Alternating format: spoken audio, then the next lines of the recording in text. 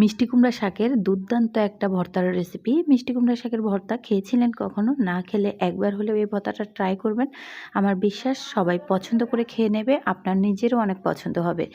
তো শুরুতেই আমি পাতাগুলোকে খুব ভালো করে বেছে পরিষ্কার করে পানি ঝরিয়ে নিয়েছি। তারপর একটা প্যানে 5টির মতো পাতা প্রথমে অ্যাড করে দিচ্ছি। সাথে দিয়ে দিচ্ছি বড় সাইজের একটা পেঁয়াজ কুচি, একটা বড় সাইজের রসুন খোসাগুলো ফেলে নিয়েছি, কোয়াগুলো দিয়ে দিচ্ছি। আর সাথে দিয়ে দিচ্ছি বেশ কিছুটা কাঁচামরিচ। তো কাঁচামরিচটা কিন্তু ঝাল বুঝে দিবেন, ঝালটা আমার একটু পছন্দ, এই জন্য বাড়িয়ে দিলাম। আর এই ভর্তাটা কিন্তু কোনো শুকনো মরিচ ব্যবহার হবে না। সাথে দিয়ে দিচ্ছি অল্প কিছুটা চিংড়ি। তো এখন দিয়ে দিব স্বাদ অনুযায়ী লবণ আর সামান্য একটু হলুদের গুঁড়ো। তো সামান্য একটু হলুদের গুঁড়ো দিলে হবে কি, একটু কালার আসবে, না দিলেও কালারটা সবুজ সবুজ থাকবে। তো তারপর আমি আর উপর থেকে আরও 5টি পাতা দিয়ে দিচ্ছি। তো এখানে 8-10টি পাতা হলে কিন্তু ভর্তাটা হয়ে যাবে।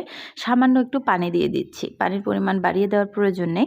তো কিছুক্ষণ পর ঢাকনাটা খুলে আমি একটুখানি নেড়েচেড়ে দিচ্ছি। পানিটা যখন এভাবে নেড়েচেড়ে দিতে দিতে সম্পূর্ণ শুকিয়ে আসবে, তখন আমি একটু তেল দিব। তো সরষের তেল থাকলে সরষের তেলটা অ্যাড করবেন, তাতে করে আরও খুব ভালো লাগবে। কারণ যে কোনো ভর্তাতে তো সরষের তেলের ফ্লেভারটা ভালো লাগে। তো আমি কিছুটা রান্নার তেলে দিয়ে দিচ্ছি এখানে, অল্প কিছু রান্নার তেলটা দিয়ে খুব ভালো করে শাকসহ এই যে পেঁয়াজ মরিচ চিংড়ি মাছটা খুব ভালো করে একটু ভেজে নেব।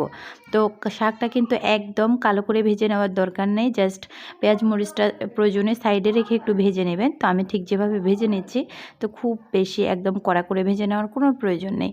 তো শাকটা সবুজ সবুজ থাকতেই কিন্তু এই যে পানিটা শুকিয়ে আসলেই একদম নামিয়ে ফেলবেন। তারপর এই যে পাটায় আমি এখন বেটে নেব। একদম সহজ ভর্তাটা বানানো, কিন্তু এতটাই টেস্ট। জালি কুমড়ার পাতা কিংবা মিষ্টি কুমড়ার পাতা দিয়ে বা লাউ পাতা দিয়েও ঝটপট এই ভর্তার রেসিপিটা বানিয়ে নিতে পারেন। রেসিপিটা যদি ভালো লাগে তাহলে প্লিজ ইউটিউব ফেসবুক যেখান থেকে দেখেন না কেন আমার পরিবারে যুক্ত হয়ে যাবেন। সম্পূর্ণ রেসিপি দেখার পর যদি মনে হয় একটু ভালো লেগেছে, প্লিজ একটা হলেও লাইক কমেন্ট শেয়ার করবেন। আর একটা কথা কি, এখানে চিংড়ি মাছ যদি আপনাদের না থাকে তাহলে কিন্তু দেওয়ার কোনো প্রয়োজন নেই। চিংড়ি মাছ ছাড়াও ভর্তাটা দুর্দান্ত একটা টেস্ট লাগবে। আর দেখেন পেঁয়াজ মরিচ ভেজে নেওয়ারও কোনো ঝামেলা নেই, এক ঝামেলাতেই কিন্তু ভর্তাটা একদম রেডি।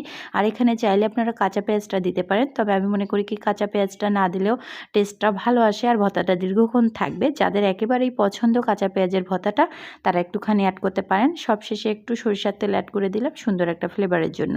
তারপর দেখেন এই ভর্তাটা একদম রেডি। দেখতে যেরকম লোভনীয়, কালারটা ঠিকঠাক কত সুন্দর সবুজ এসছে। এরকম ভর্তা কিন্তু দেখতে এবং খেতে অনেক ভালো লাগে। তো এই যে কাঁচা পেঁয়াজটা চাইলে দিতে পারেন, আমি কিন্তু অ্যাড করলাম না, কারণ কাঁচা পেঁয়াজ অ্যাড করলে ভর্তাটা দীর্ঘক্ষণ থাকে না। সো যাই হোক, ভর্তাটা একদম রেডি।